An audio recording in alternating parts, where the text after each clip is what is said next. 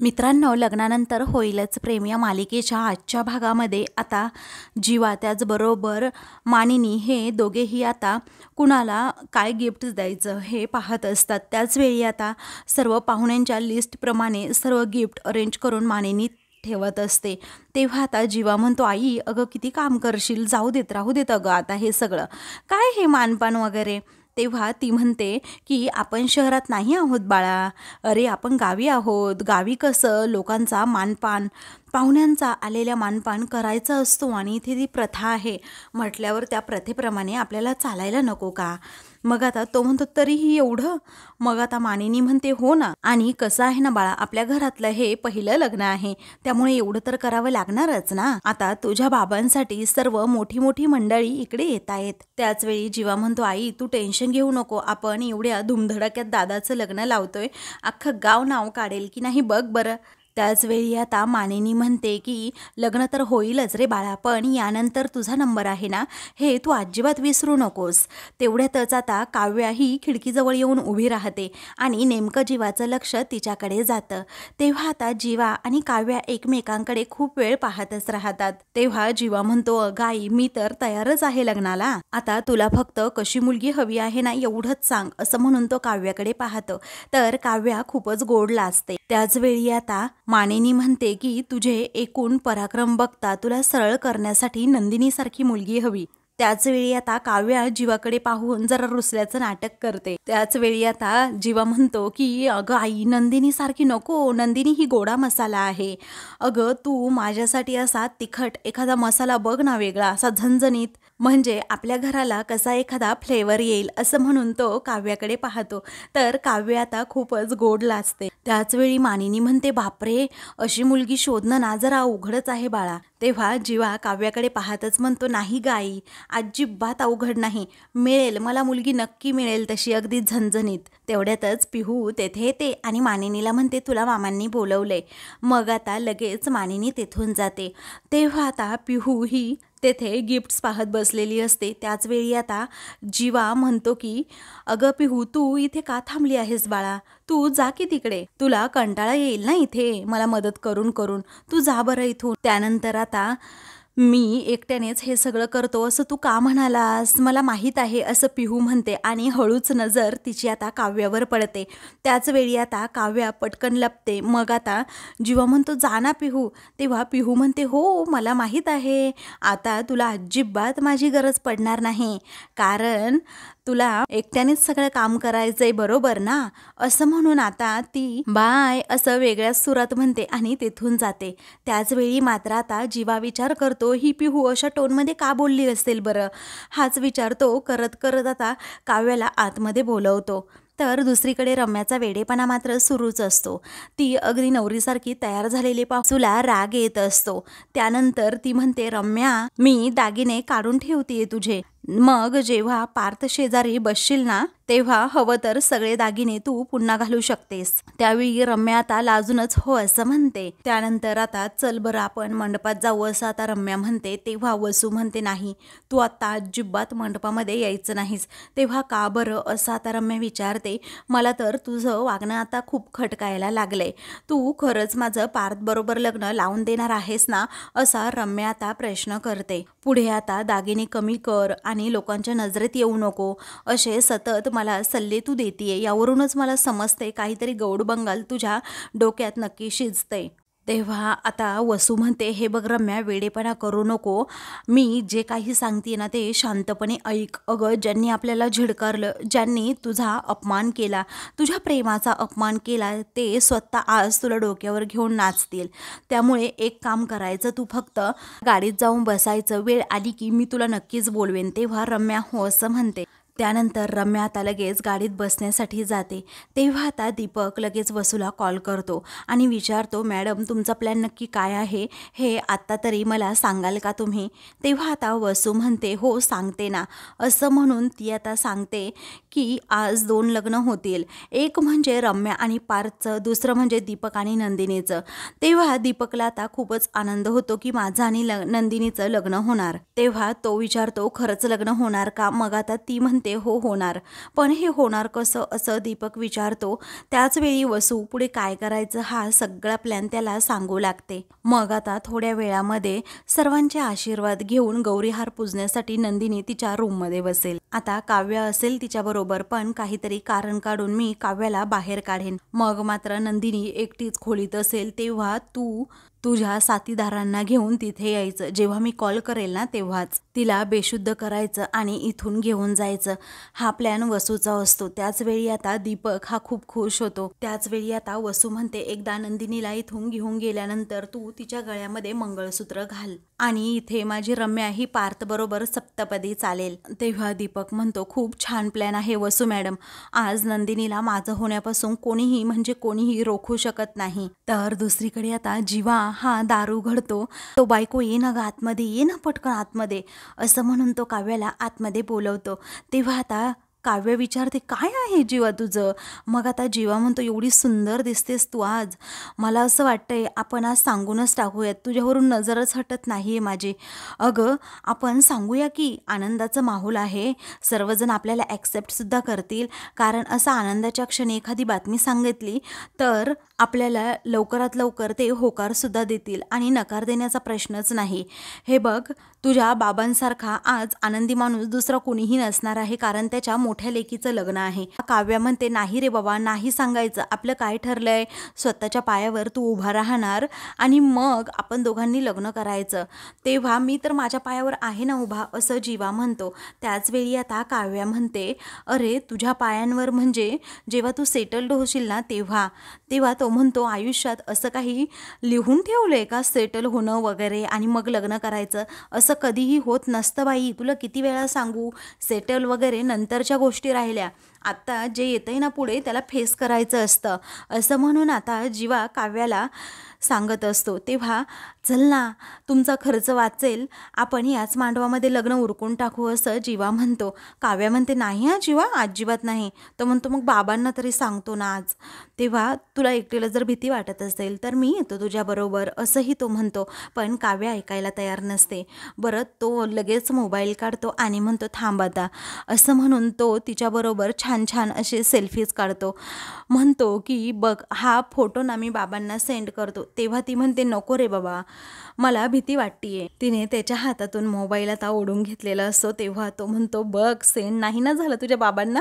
तेव्हा ती अजूनच घाबरते. तेव्हा ती घाबरलेली पाहतात जीवा अजून जोरात हसू लागतो. तेव्हा ती आता जरा चिडते. मग आता तो म्हणतो चिडतेस काय एवढी, अगं पाठवला तर पाठवला, उद्या कळणार आहे ते, आज कळेल त्यात काय एवढं असं म्हणून तो आता पुन्हा फोटो पाठवणार असतो. तेव्हा ती चिडते आणि जायला निघते.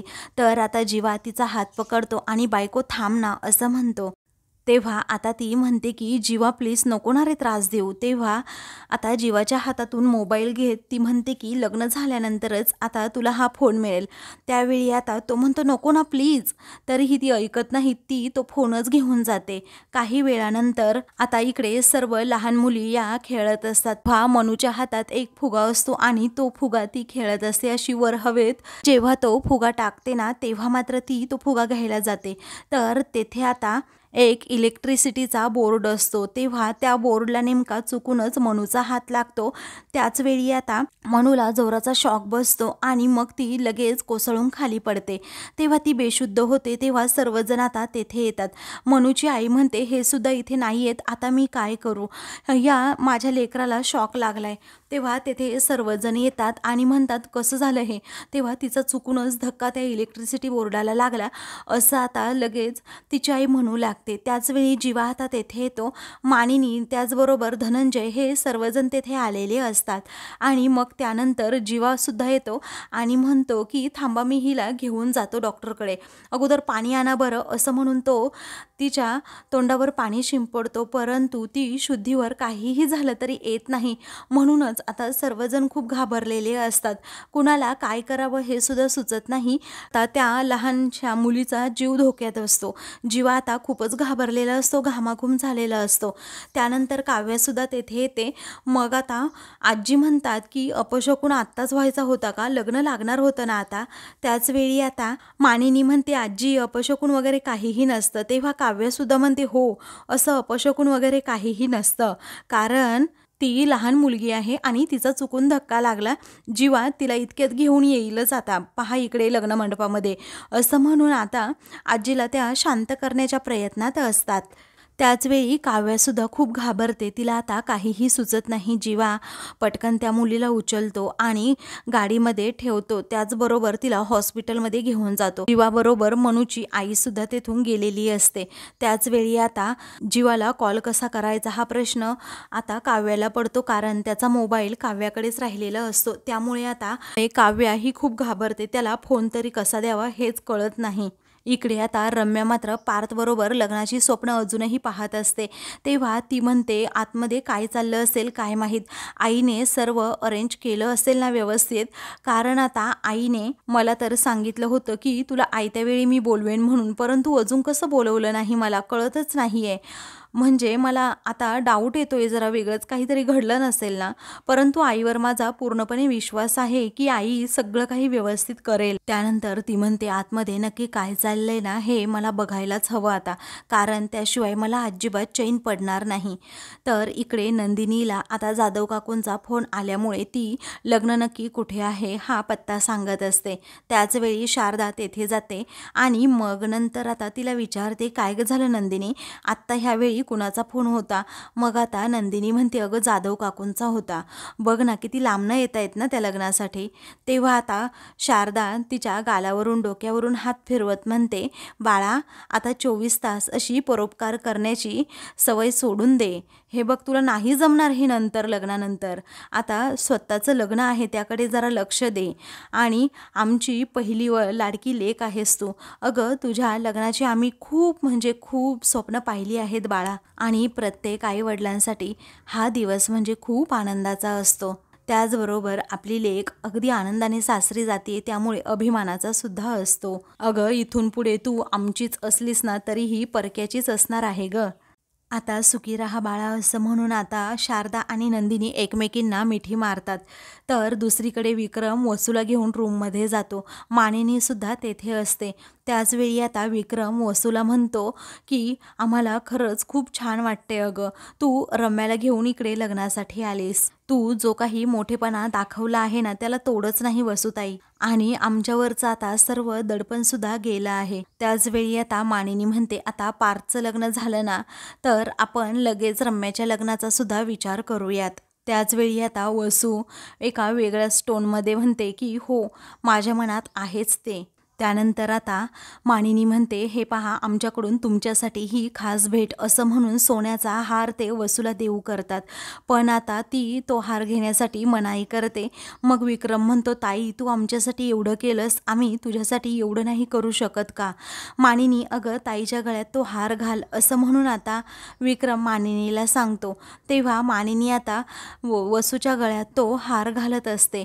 तेवढ्यातच आता रम्या तेथे येते आणि लगेच खिडकीतून हा सगळा प्रकार पाहू लागते.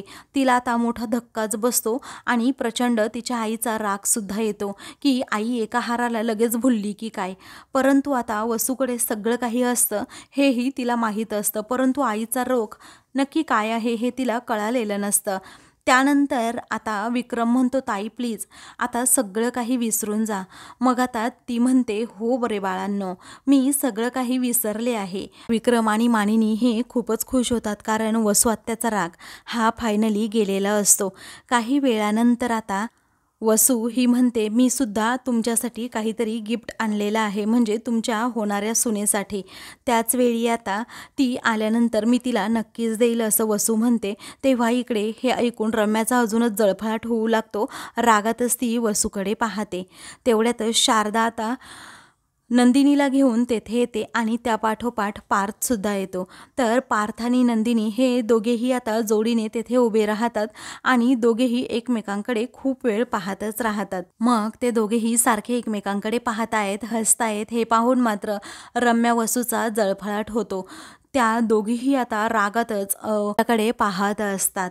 मग त्यानंतर आता वसू म्हणते, आपला पार्थ किती छान दिसतोय ना, खरंच कुणाचीही दृष्ट लेकराला लागायला नको, असं म्हणून ती त्याची दृष्ट काढते. इकडे रम्याचा मेकअप आता खराब होऊ लागतो, कारण ती आता हे सगळं पाहून रडत असते. त्यानंतर वसू म्हणते, नंदिनी तुला एक सांगू का गं, जेव्हा पार्थ हा लहान होता ना, तेव्हा तो खरंच खूप खोड्या करायचा आणि कुणाकडेही तो लहानपणी जायचा नाही, फक्त आणि फक्त माझ्याकडेच यायचा. का माहिती आहे का, कारण मी याला कडेवर बसवून गाड्या दाखवत वरण भाताचे घास भरवायचे ना, म्हणून. तेव्हा लहानपणीच्या आठवणी सांगून आता वसू ही सर्वांना हसवते. त्यानंतर वसू म्हणते, हे पहा आता माझी जबाबदारी संपली, कारण तुम्ही दोघांनी आता एकमेकांना घास भरवायचे. त्याच वेळी आता वसू म्हणते की पार्थला लहानचं मोठं केलंय आम्ही आणि आज त्याचं लग्न आहे, नंदिनी त्याला सुखी ठेव, असं म्हणून आता वसू नंदिनीला तसा शब्द द्यायला सांगते. तेव्हा नंदिनी आणि पार्थ हे दोघेही आता लगेच वसूचा आशीर्वाद घेतात.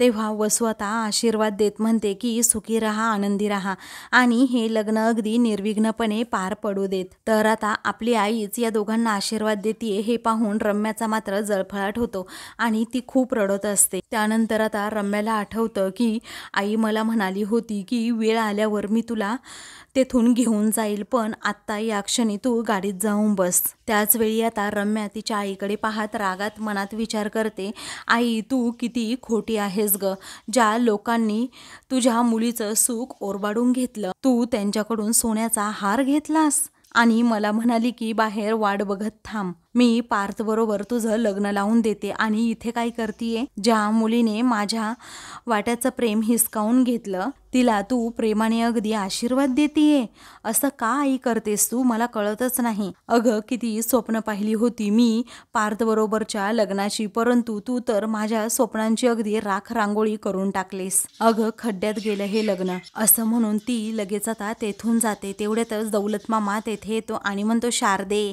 अगं धनंजय बोलवतोय, चल की बाहेर. मग आता सर्वजण आता बाहेर जायला निघतात. सर्वजण आता तेथून गेल्यानंतर नंदिनी आणि पार्थ हे दोघेही आता एकमेकांकडे पाहतच राहतात आणि गालात हसतात. तेव्हा आता पार्थ नंदिनीला म्हणतो, खूप सुंदर दिसताय तुम्ही. त्याचवेळी नंदिनी आता पार्थकडे पाहते आणि खूपच गोड लाजते. त्यावेळी नंदिनी सुद्धा आता पार्थला म्हणते, तुम्ही सुद्धा हँडसम दिसताय. त्यावेळी आता पार्थ सुद्धा खूप लाजत असतो आणि थँक्स फॉर कॉम्प्लिमेंट असं म्हणतो. त्यानंतर आता पार्थ म्हणतो, आज आपल्या नवीन आयुष्याची सुरुवात होती, जर माझ्याकडून काही सांगायचं राहिलं असेल तर मला माफ करा, आय एम सॉरी. तेव्हा नंदिनी म्हणते, अहो असं का बोलताय तुम्ही, सॉरी का म्हणताय. मग आता पार्थ म्हणू लागतो की नाही माझ्याकडून जरा चुकलंच, थोडा उशीरच झाला हे सगळं सांगायला, पण रम्याचं माझ्यावर प्रेम होतं हे मला खरंच माहीत नव्हतं आणि रम्याबद्दल जे काही होतं ते आता तुम्हाला सगळं समजलंय. त्याच वेळी आता नंदिनी म्हणते, ठीक आहे, अहो जे झालं ते झालं, असंही मी सगळं काही अगदी मागेच सोडून गेली आहे, त्यामुळे मनात कोणताही निसंकोचपणा नको आपल्या. त्याच वेळी आता पार्थ म्हणतो, दॅट्स ग्रेट. तेव्हा आता पार्थ म्हणतो, आपल्या मनात जे काही असेल ना इथून पुढे ते अजिबात काही लपवायला नको, आपल्या दोघांच्या मनात जे काही असेल ना ते आपण एकमेकांना आता सांगायला हवं. त्याच वेळी आता नंदिनीला आठवतं की दीपकने कशा प्रकारे मला प्रपोज केलं होतं आणि मी त्याला नकार दिला होता, तेव्हा तो म्हणाला होता की मी तुझं आणि पार्थचं लग्न होऊ देणार नाहीये, परंतु मला हे आता सांगण्याची गरज आहे का, असं नंदिनी मनातच विचार करू लागते.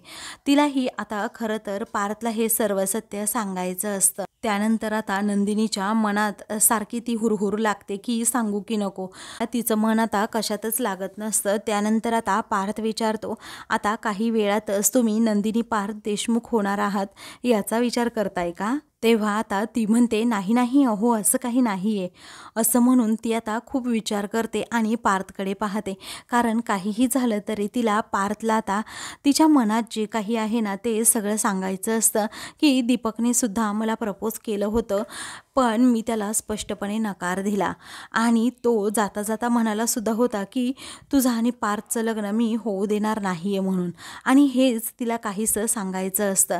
त्यामुळे आता ती त्याच्याकडे पाहतच राहते, तो सुद्धा आता तिच्याकडे पाहत असतो. तर आता मित्रांनो, पुढील भागामध्ये पार्थ आणि नंदिनीचा शुभविवाह आता संपन्न होणार असतो। त्याच वेळी आता गुरुजी हे म्हणतात की आता नवरा मुलगा आला आहे आणि तो पाटावर सुद्धा उभा राहिला आहे, आता नवरी मुलीला घेऊन या।